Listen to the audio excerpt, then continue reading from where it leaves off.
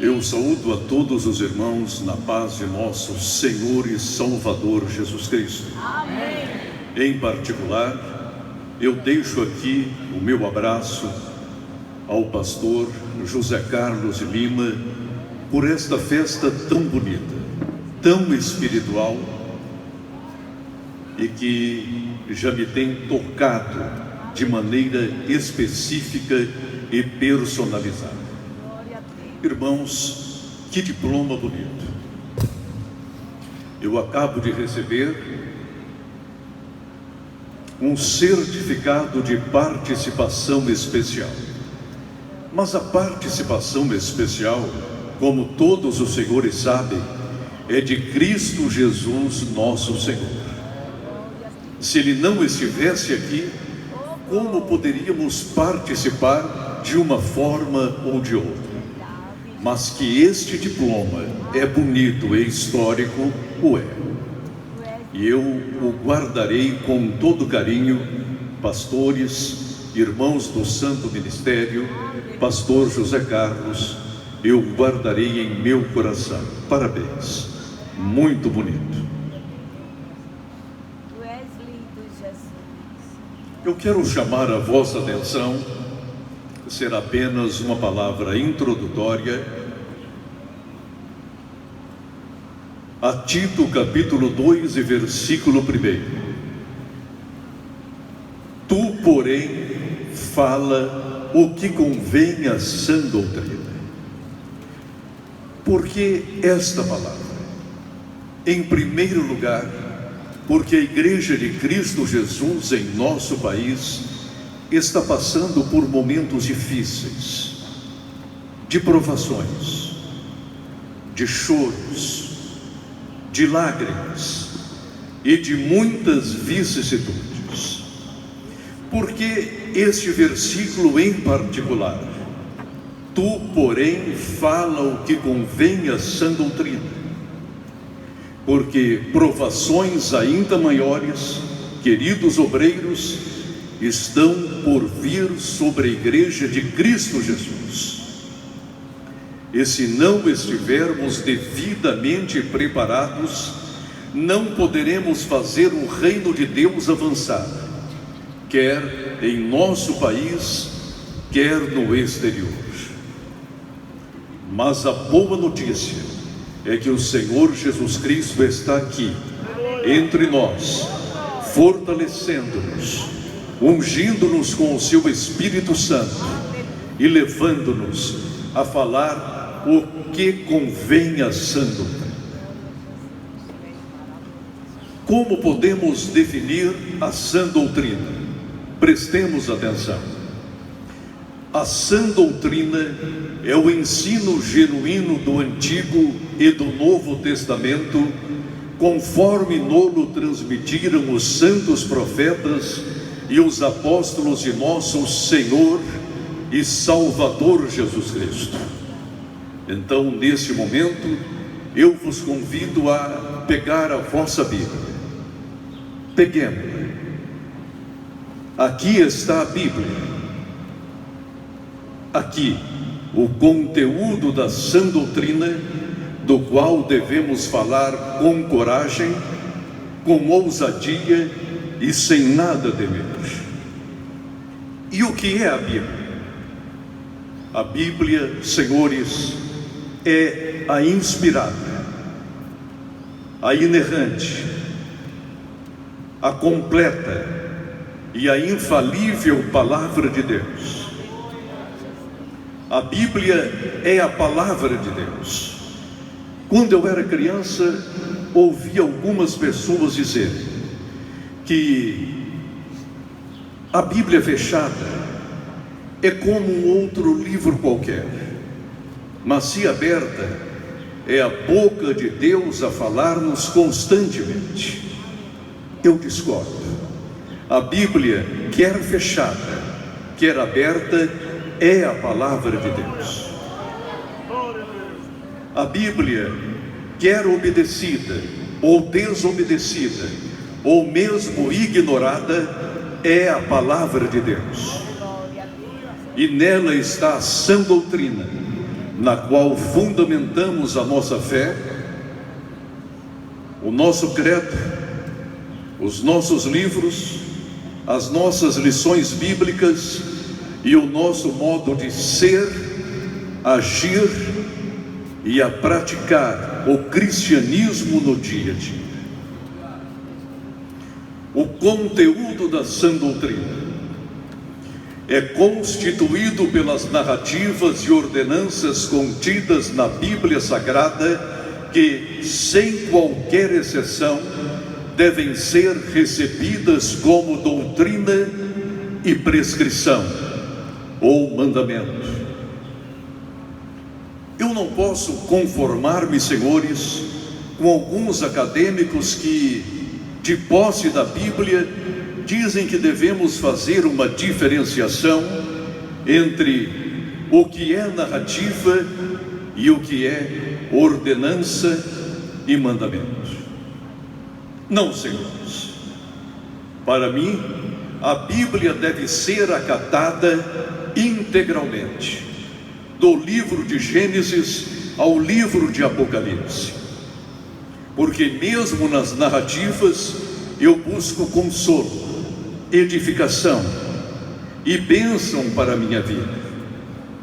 E o apóstolo Paulo, a esse respeito, é muito taxativo, diz ele, Romanos capítulo 15 e versículo 4: pois tudo quanto outrora foi escrito, para o nosso ensino foi escrito, a fim de que, pela paciência e pela consolação das Escrituras, tenhamos esperança.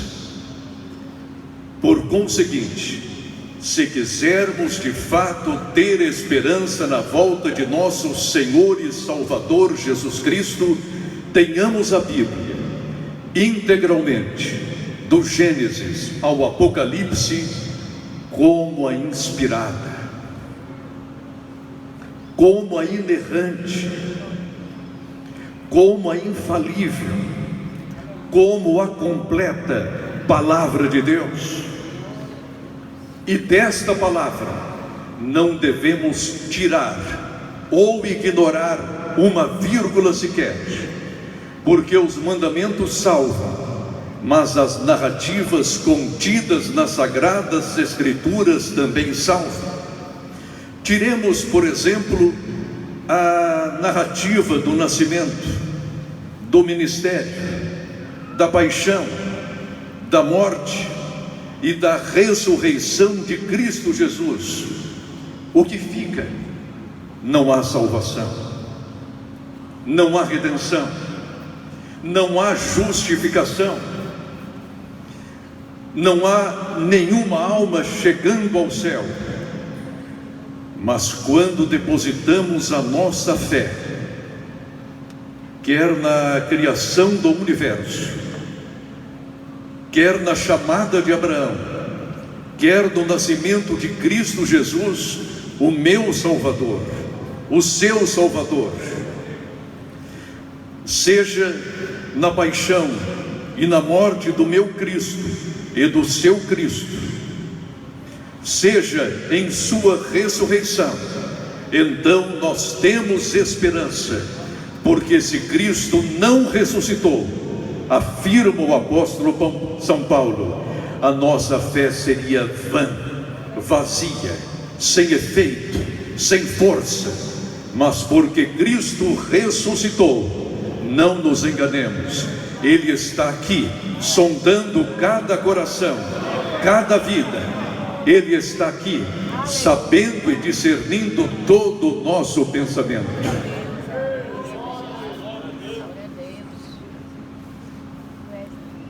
O método de interpretação da sã doutrina. Na interpretação da sã doutrina, utilizaremos sempre um método canônico, ou seja, a Bíblia Sagrada, sendo a inspirada e inerrante palavra de Deus, interpreta-se a si mesmo. Na parte da manhã, quis o meu Senhor, quis o meu Salvador, que eu fosse edificado com várias palavras.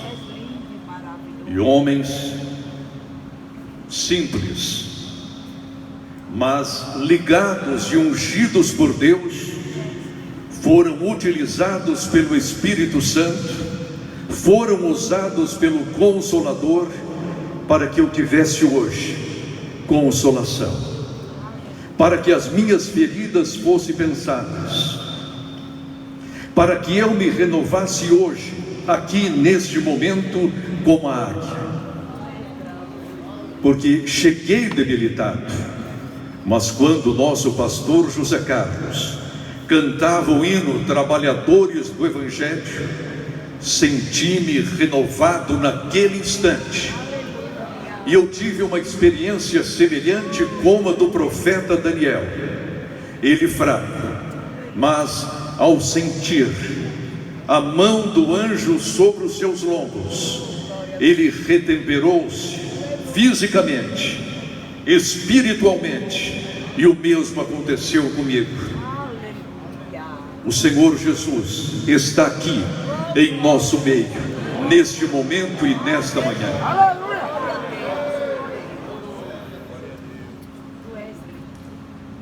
Por conseguinte, a Bíblia interpreta-se a si mesma, a sã doutrina interpreta-se a si mesma. Não estou desfazendo daqueles que tiveram oportunidade de ir para a academia, de estudar hermenêutica, de praticar a exegese, não, senhores, mas eu glorifico a Deus, porque homens e mulheres simples, ao abrirem as Sagradas Escrituras, leem a palavra de Deus, ouvem o mesmo Deus falar consigo, salvá-los, redimi-los. Esta é a palavra de Deus. Lendo-a do livro de Gênesis ao Apocalipse, sentimos que o Espírito Santo nos fala de maneira amorosa, eficaz e redentiva. A palavra de Deus é para interpretar-se a si mesma. Leiamo-la, coloquemo-la em nosso coração, pratiquemo-la em nosso dia a dia. E eu tenho certeza de uma coisa, queridos obreiros, servos do Senhor, o nosso viver diário será de vitória em vitória e de triunfo em triunfo. Qual o método de interpretação? Um exemplo aqui: a sã doutrina ou a palavra de Deus interpreta-se a si mesma. Em Atos capítulo 8, versículos 34 e 35, lemos: Então o eunuco disse a Filipe: Peço-te que me expliques a quem se refere o profeta. Fala de si mesmo ou de algum outro? Então Filipe explicou, e começando por esta passagem da Escritura, Isaías anunciou-lhe a Jesus. Filipe, um homem simples, e aplica aqui a verdadeira hermenêutica, ou seja, a ciência da interpretação. E ele vai mais além. A sua explicação daquela passagem de Isaías, capítulo 53, não é meramente retórica, ou científica, ou acadêmica, é salvadora, porque, terminando ele de explaná-la ao eunuco, o eunuco indaga-lhe: Eis aqui água, o que me impede de ser batizado agora, neste momento? Esta é a verdadeira função da interpretação bíblica e de nosso labor teológico, porque se eu fizer teologia e não ganhar uma alma sequer ao Senhor Jesus Cristo, eu posso falar bem, eu posso falar bonito, mas serei apenas como aquele bronze que soa, que retine, tem som, mas inútil, tem um cimbalar, até eloquente, mas não salva e não redime.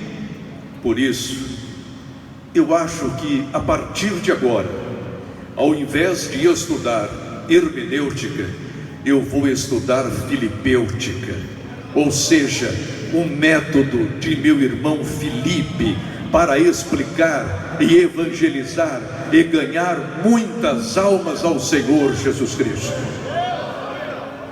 Aleluia!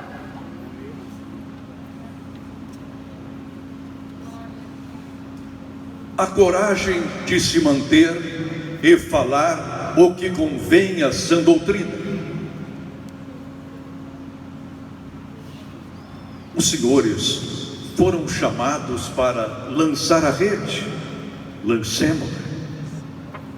Foram convocados para consertar a rede, consertemos-nos. Mas que instrumentos usaremos?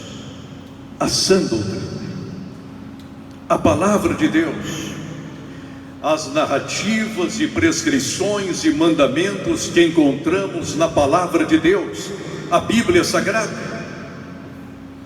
Mas neste particular, nós precisamos tomar muito cuidado com o nosso asseio espiritual. E agora lembro-me da recomendação de Paulo a Timóteo: tem cuidado de ti mesmo e da sã doutrina. Provações difíceis estão por aí, lutas inimagináveis já batem à porta de nossas igrejas e de nossos lares também. Mas tais lutas, ou tais dificuldades, ou tais vicissitudes, não nos devem fazer recuar de nossa obrigação diante da sã doutrina, porque os senhores foram convocados para falar o que convém à sã.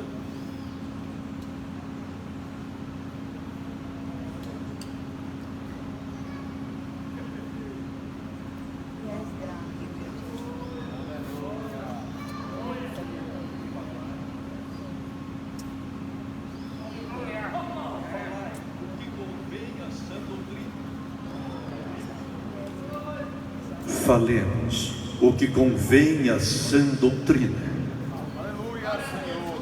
Sabeis por quê? Porque o Rei está voltando.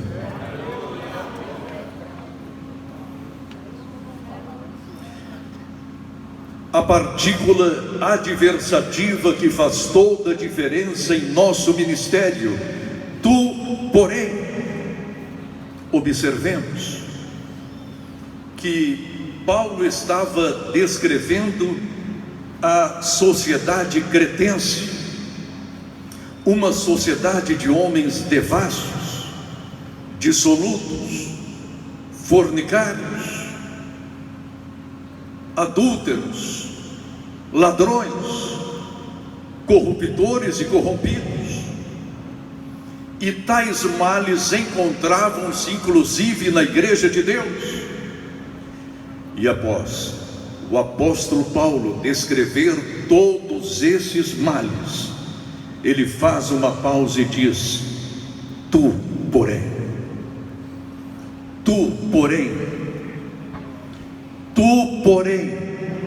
fala o que convém à sã doutrina.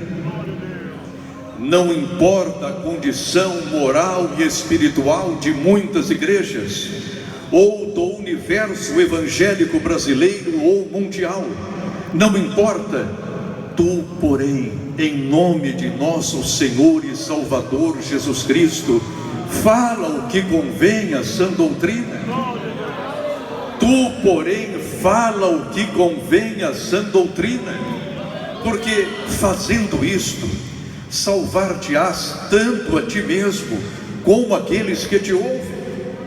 Mas não fazendo isso, deixando a sã doutrina de lado, ignorando-a, depositando-a ou sepultando-a em seus pecados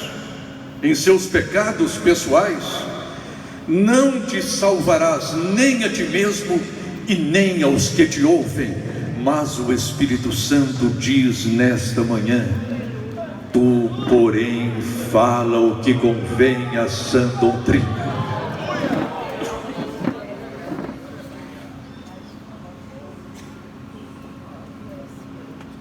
Falar apenas o que é conveniente à sã doutrina. Nossos sermões hão de ter como tema prioritário a sã doutrina. Irmãos, quanto tempo jogado fora em cima do púlpito, prega-se tudo, menos a sã doutrina. Fala-se de tudo, menos da sã doutrina. Promove-se tudo e alguns ou a todos, menos a sã doutrina. Há espaço para teatro, coreografia, menos para a sã doutrina. Há espaço em muitos púlpitos para verdadeiras presepadas, menos para a sã doutrina. Mas o Espírito Santo diz nesta manhã: tu, porém, fala o que convém à sã doutrina.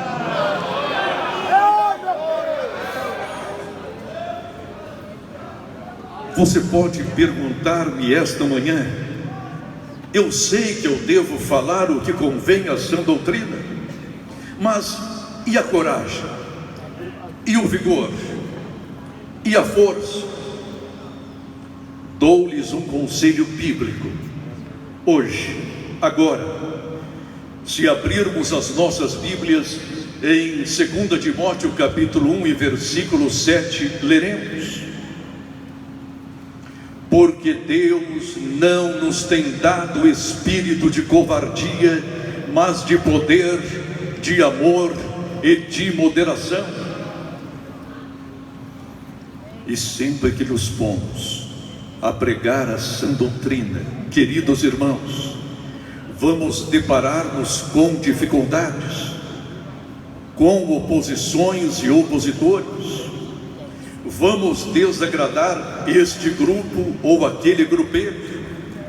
Quando nos pomos a manifestar os desígnios de Deus através de uma exposição corajosa da sã doutrina, deixaremos o inferno inquieto. Mas que fique o inferno inquieto, eu quero céus alegres. Que este grupo ou aquele grupeiro destempere-se, eu quero satisfeito o meu Cristo, o meu Senhor. Que os opositores se manifestem. O que eu quero aqui são os céus abertos e a presença de Deus manifestando-se em cada coração e em cada vida. Porque Deus não nos deu um espírito de covardia. Às vezes, no exercício de nosso ministério, precisamos disciplinar um adúltero que traz um bom dízimo para a igreja, e ficamos cocheando entre esse dízimo e esse ouro maldito e a sã doutrina. Opte sempre pela sã doutrina. Deixe o ouro de lado. Às vezes, quando falamos aquilo que convém à sã doutrina, deixamos um poderoso descontente. E como discipliná-lo?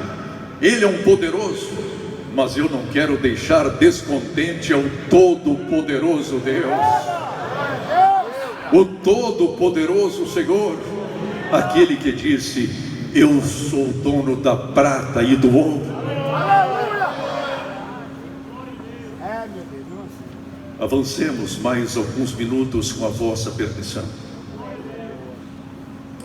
A proclamação prioritária da mensagem da cruz é o que convém à sã doutrina. Ponto número 1: nossos púlpitos terão como prioridade máxima a mensagem da cruz.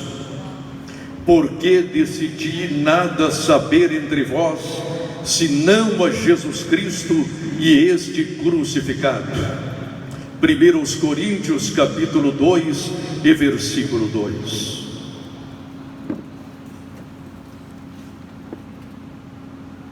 Prezados irmãos, o que salva é a mensagem da cruz. O que liberta é a mensagem da cruz. O que regenera o mais vil pecador é a mensagem da cruz. O que leva a prostituta a ser uma mulher de bem e uma mãe de famílias é a mensagem da cruz. O que faz um poderoso centurião reconhecer no crucificado o Filho de Deus é a cruz e a sua mensagem. Por isso, em nossos púlpitos, devemos ser escravos e servos da mensagem da cruz. Nada pode substituir o Evangelho puro e simples de nosso Senhor e Salvador Jesus Cristo. Nada. Nenhuma festa, nenhuma comemoração, nenhum aniversário de pastor deve substituir a mensagem da cruz. Porque se não a pregarmos naquela noite, muitos não hão de ouvir o Evangelho e não hão também de converter-se. Mas quando pregamos a mensagem da cruz, os céus se alegram e nós nos alegramos também.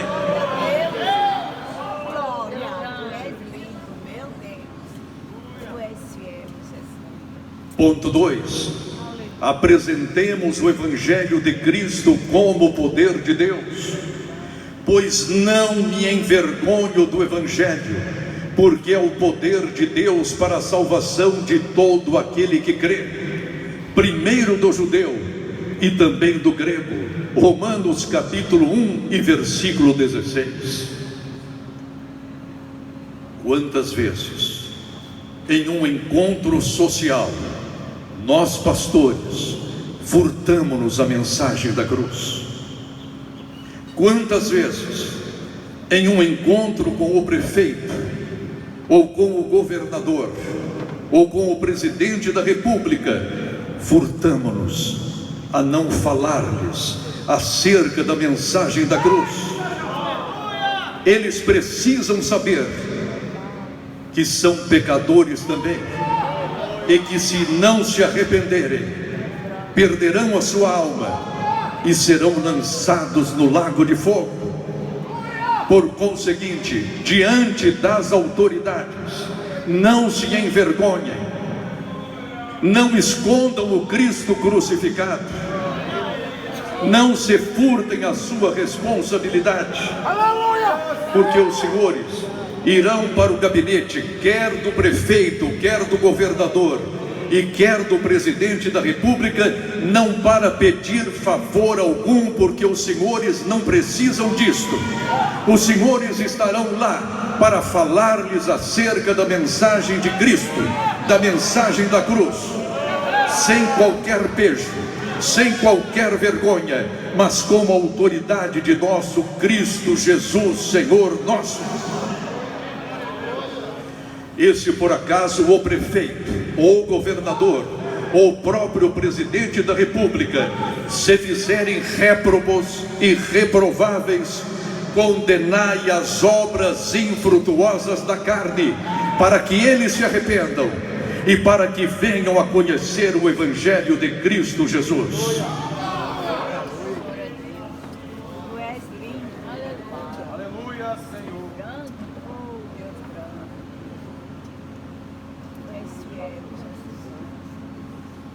Ponto número 3. Mostremos a todos o Evangelho de Cristo como o poder e a sabedoria de Deus. 1 Coríntios capítulo 1 e versículo 24. Mas para os que foram chamados, tanto judeus como gregos, pregamos a Cristo, poder de Deus e sabedoria de Deus.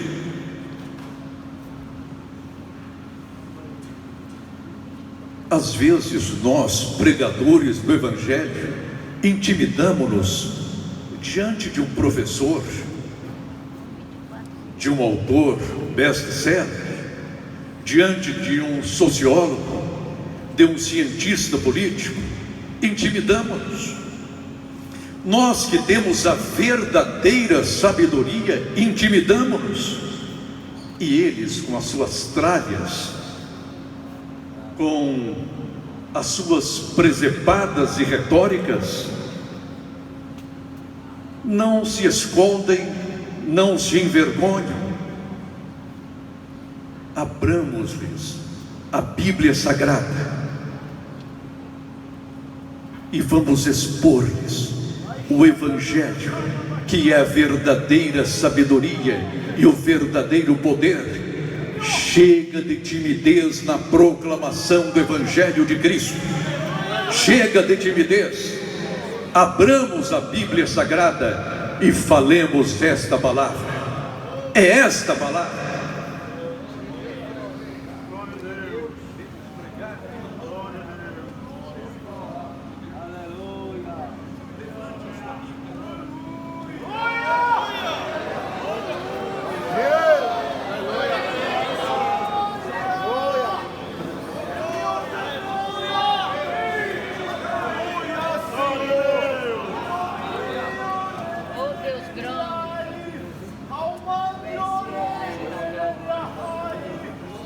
Vou repetir aquilo que escreveu Paulo.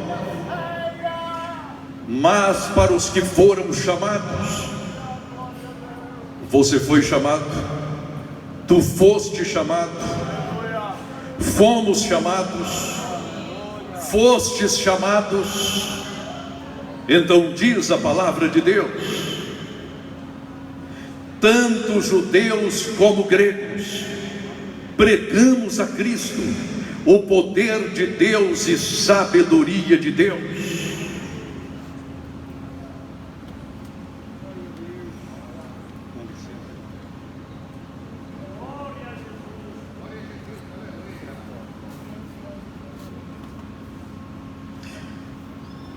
A intensificação da evangelização nacional e das missões culturais, transculturais.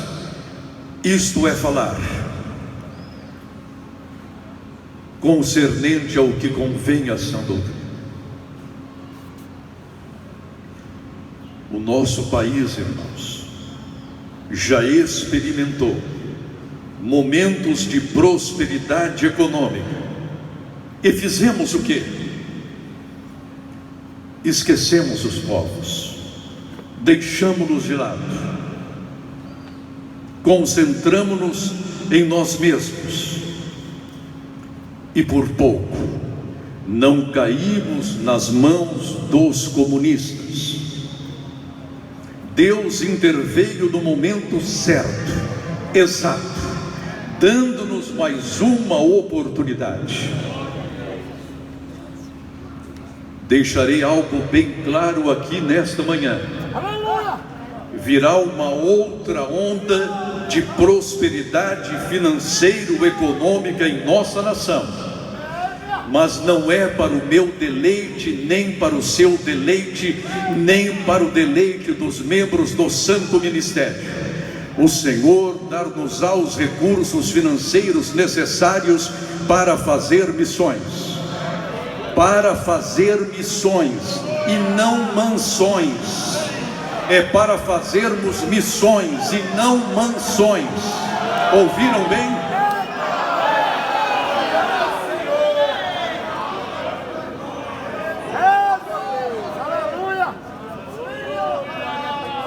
Se desta vez falharmos, se desta vez não fizermos missões e concentrarmos-nos em nós mesmos, o Senhor então retirar-nos-á a sua guarda e cairemos nas mãos de Satanás. Porque o que neste momento eu percebo é que não estamos levando a sério as intervenções de Deus em nossa pátria. Virá o dinheiro suficiente para você, querido pastor, mandar os jovens obreiros para a África, para o leste europeu, para o Oriente Médio, para a China, para a Coreia do Norte, para toda a América Latina, Então façamos missões e deixemos de lado as nossas mansões, porque o Senhor requer que neste momento utilizemos a sua palavra e os recursos que Ele nos dá para levarmos o Evangelho até os confins da terra.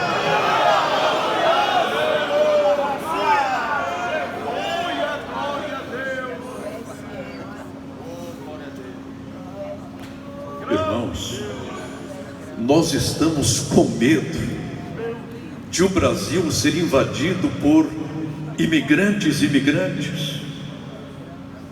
Medo do quê? Nós não estamos indo até eles, eles estão vindo até nós. Recebamos-los, pois, com o Evangelho de Cristo Jesus. Olhem os nossos irmãos venezuelanos, chegam a centenas e aos milhares em nossa pátria. Recebamos-los bem com a palavra de Deus, não os temamos. Eles querem, eles precisam, eles necessitam, eles clamam pelo Evangelho de Cristo Jesus. E nós aqui ficamos com medo dos muçulmanos, como se eles representassem um perigo muito grande. O perigo muito grande está aqui em meu coração. É um perigo que se chama medo, comodismo, covardia. É um perigo que mostra o mundo muçulmano como indevassável. Mas a minha Bíblia também diz aqui que as portas do inferno não prevalecerão contra a igreja de meu Senhor e Salvador Jesus Cristo. Façamos missões. Voltemos ao cenáculo a fim de evangelizarmos com poder. Mas recebereis poder ao descer sobre vós o Espírito Santo, e ser-me-eis testemunhas tanto em Jerusalém como em toda a Judéia e Samaria e até os confins da terra. Atos capítulo 1 e versículo 8.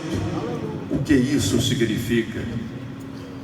Ensinemos as criancinhas o que é o batismo no Espírito Santo, como buscá-lo.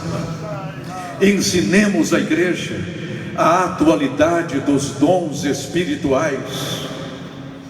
Voltemos a ser verdadeiramente uma igreja pentecostal com o Espírito Santo, porque hoje há muito pentecostalismo sem o Consolador, sem o Espírito Santo. Igrejas que já não experimentam mais o falar noutras línguas, o profetizar, ou interpretar as línguas dadas em mistério. Há igrejas que já não possuem mais os dons de curar, de discernir, da ciência, da sabedoria, os dons de poder. É chegado o momento de evangelizarmos com poder.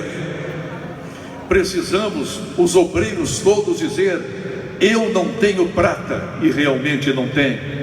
Eu não tenho ouro, porque não me envergonho de algum ouro que eu tenho, porque não é fruto de corrupção. Mas o que eu tenho, isto te dou, em nome de nosso Senhor Jesus Cristo. Levanta-te, anda, vai para a tua casa. Ei, meu Deus, aleluia! Encaremos com seriedade a grande comissão que nos confiou o Senhor Jesus Cristo. Ide, portanto, fazei discípulos de todas as nações, batizando-as em nome do Pai, e do Filho e do Espírito Santo, ensinando-os a guardar todas as coisas que vos tenho ordenado. E eis, aleluia, e eis, diz o Espírito Santo nesta manhã, e eis que estou convosco todos os dias até a consumação do século.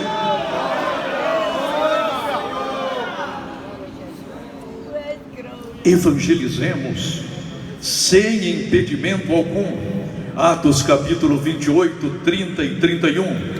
Por 2 anos permaneceu Paulo na sua própria casa, que alugara, onde recebia todos os que o procuravam, pregando o reino de Deus, e com toda intrepidez, sem impedimento algum, ensinava as coisas referentes ao Senhor Jesus Cristo, sem impedimento algum. Ele, talvez algemado de vez em quando, mas sem impedimento algum. Não podia sair daquela casa, a sua prisão domiciliar, mas sem impedimento algum. A sua residência guardada pelas autoridades romanas, mas sem impedimento algum.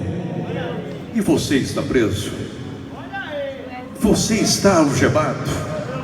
Você encontra-se sob prisão domiciliar? Não. Então fale de nosso Senhor e Salvador Jesus Cristo, sem impedimento algum.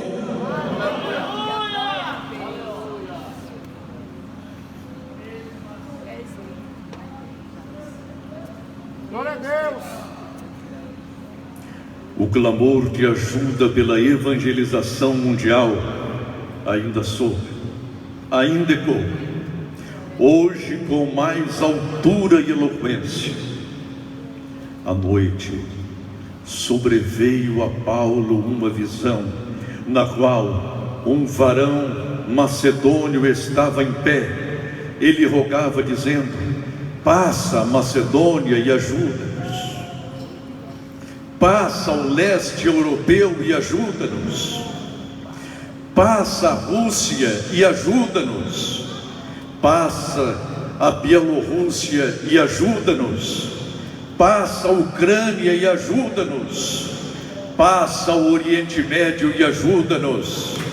Passa a África e ajuda-nos. Irmãos, não há alternativa.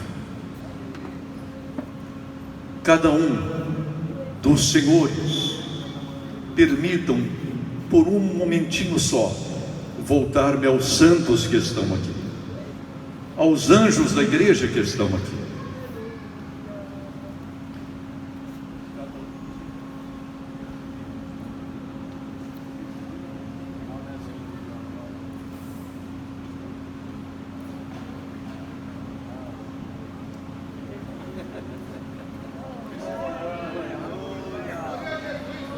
Aleluia, Senhor.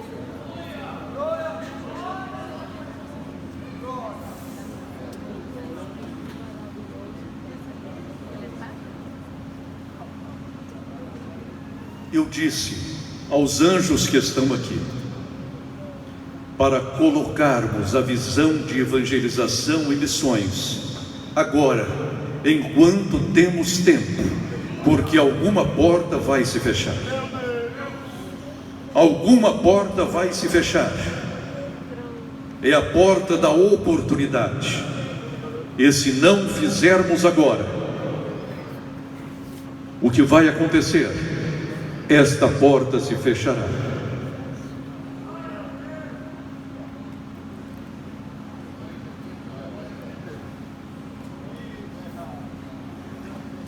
Mas como devo fazer diante desse chamado, diante dessa urgência?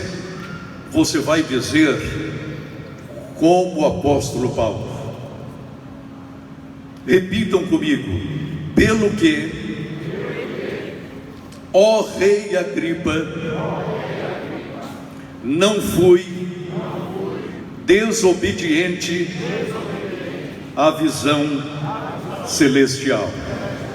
Vamos repetir: não fui desobediente à visão celestial. Que Deus nos abençoe.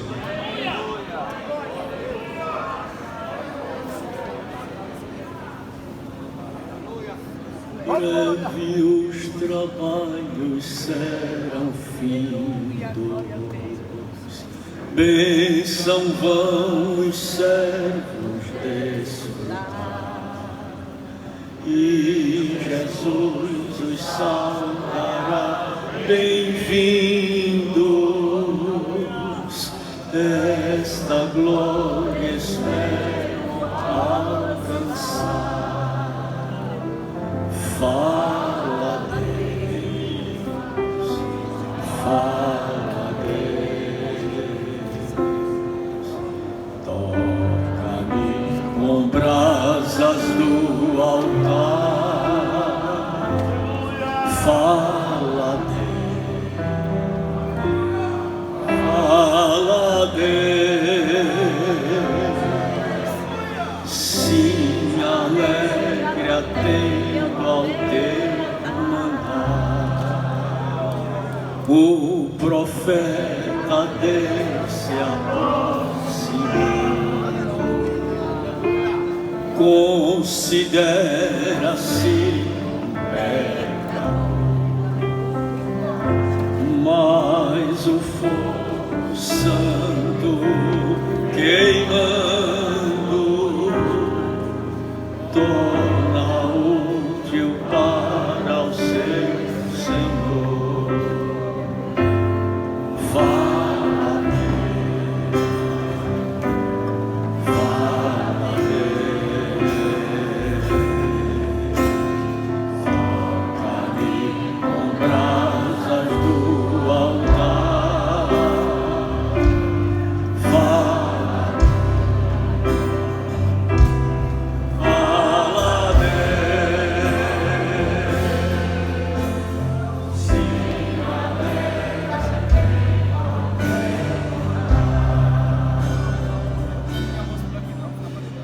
muitos são os que vão expirando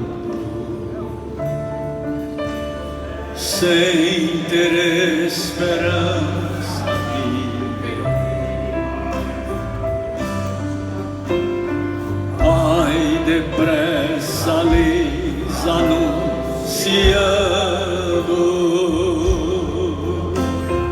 que Jesus os leva para o céu.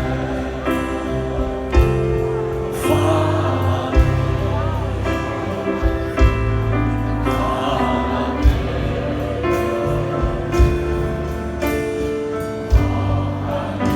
com brasas do altar. Fala,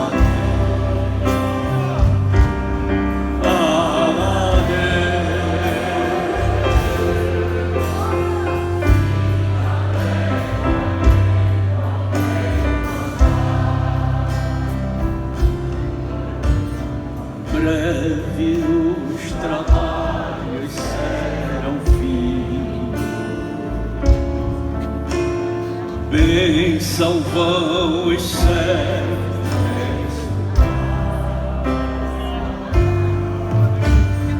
e Jesus os saudará, bem-vindos, desta glória espero alcançar. Fala, fala, toca-me com brasas do altar.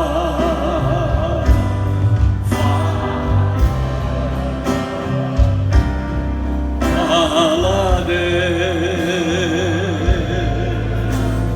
se alegre atento ao teu mandar. Livra, livra, livra os que estão destinados à morte.